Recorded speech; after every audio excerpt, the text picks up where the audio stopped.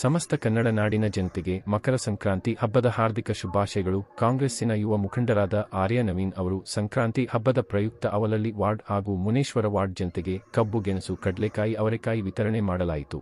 ಈ ಕಾರ್ಯಕ್ರಮಕ್ಕೆ ಮುಖ್ಯ ಅತಿಥಿಗಳಾದ ಯುವ ಜನನಾಯಕರಾದ ಶ್ರೀ ಪ್ರದೀಪ್ ಕೃಷ್ಣಪ್ಪನವರು ಆಗಮಿಸಿ ಈ ಕಾರ್ಯಕ್ರಮಕ್ಕೆ ಚಾಲನೆ ನೀಡಿದರು. ಈ ಕಾರ್ಯಕ್ರಮದಲ್ಲಿ ಕಾಂಗ್ರೆಸ್ಸಿನ ಹಿರಿಯ ಮುಖಂಡರುಗಳು ಹಾಗೂ ಕಾಂಗ್ರೆಸ್ ಪದಾಧಿಕಾರಿಗಳು ಈ ಕಾರ್ಯಕ್ರಮದಲ್ಲಿ ಪಾಲ್ಗೊಂಡು ಈ ಕಾರ್ಯಕ್ರಮವನ್ನು ಯಶಸ್ವಿಗೊಳಿಸಿದರು.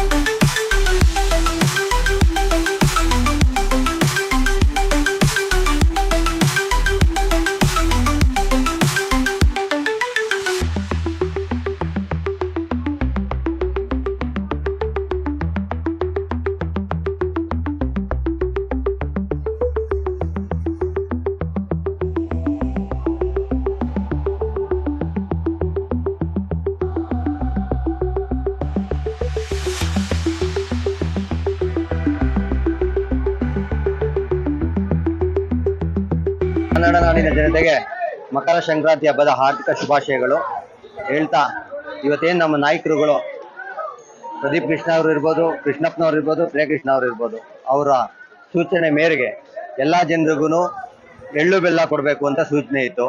ಅದ್ರ ಪ್ರಕಾರ ನಾವು ಇವತ್ತು ಅದಕ್ಕೂ ಇನ್ನೂ ಒಂದು ಮೇಲೋಗಿ ಕಬ್ಬು, ಗೆಣಸು, ಅವರೆಕಾಯಿ, ಕಡಲೆಕಾಯಿ ಎಲ್ಲ ಕೊಟ್ಟು ನಮ್ಮ ಇಡೀ ಊರು ಏನಿದೆ, ನಮ್ಮ ಅವಲಹಳ್ಳಿ ವಾರ್ಡ್ ಇರ್ಬೋದು ಅಥವಾ ಮುನೇಶ್ವರ ವಾರ್ಡ್ ಇರ್ಬೋದು, ಎಲ್ಲರೂ ಸಂಭ್ರಮಿಸಲಿ ಅಂತ ನಾವು ಇದನ್ನ ಹಮ್ಮಿಕೊಂಡಿದ್ದೀವಿ.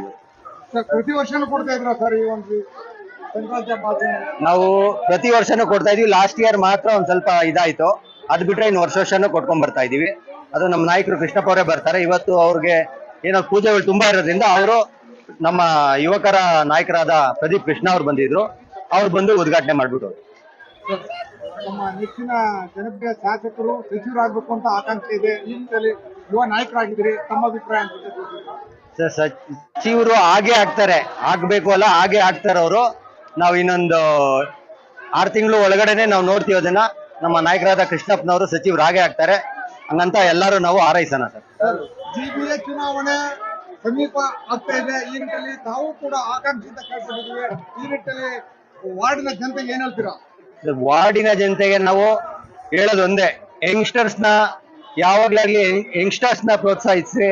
ಯಾಕೆಂದ್ರೆ ನಾವು ಹಡೆಯಿಂದ ಕೆಲಸ ಮಾಡ್ಕೊಂಡ್ ಬಂದಿದ್ದೀವಿ, ಎಲ್ಲರಿಗೂ ಗೊತ್ತಿರುತ್ತೆ ನಾವು ಕೆಲಸ ಏನೇನ್ ಮಾಡಿರ್ತೀವಿ ಅಂತ. ಸೊ ಈಗ ನಾವ್ ಹೇಳೋದಂದ್ರೆ ನಾವು ದೊಡ್ಡವರು ಚಿಕ್ಕವರು ಅಂತಲ್ಲ, ಯಾರು ಕೆಲಸ ಮಾಡ್ತಾರೆ ಅವ್ರಿಗೊಂದು ಅವಕಾಶ ಮಾಡಿಕೊಡಿ ದಯವಿಟ್ಟು. ಬೆಳಗ್ಗೆಯಿಂದ ಎಷ್ಟು ಜನಕ್ಕೆ ಸರ್ ಅದು ನಾವು ಎಷ್ಟು ಜನಕ್ಕೆ ಏನ್ ಹೇಳಿದ್ರೆ ತಪ್ಪಾಗುತ್ತೆ. ನಮ್ ಕೈಲಿ ಏನ್ ಶಕ್ತಿ ಇದೆ ಅದನ್ನೆಲ್ಲ ಮೀರಿ ಮಾಡಿದೀವಿ ಸರ್. Thank you. ನಾನಿವತ್ತು ಸಂಕ್ರಾಂತಿ ಹಬ್ಬದ ಶುಭಾಶಯಗಳನ್ನ ವಿಶೇಷವಾಗಿ ರೈತರಿಗೆ ಹೇಳ್ತಾ ಇದ್ದೀನಿ. ಯಾಕಂದ್ರೆ ಅವರಿಂದನೇ ನಾವು ಇರೋದು. ಹಾಗೆ ನಿಮ್ಮೆಲ್ಲರೂ ಆಶೀರ್ವಾದ ನಮ್ಮ ಮೇಲೆ ಇರ್ಲಿ. Thank you.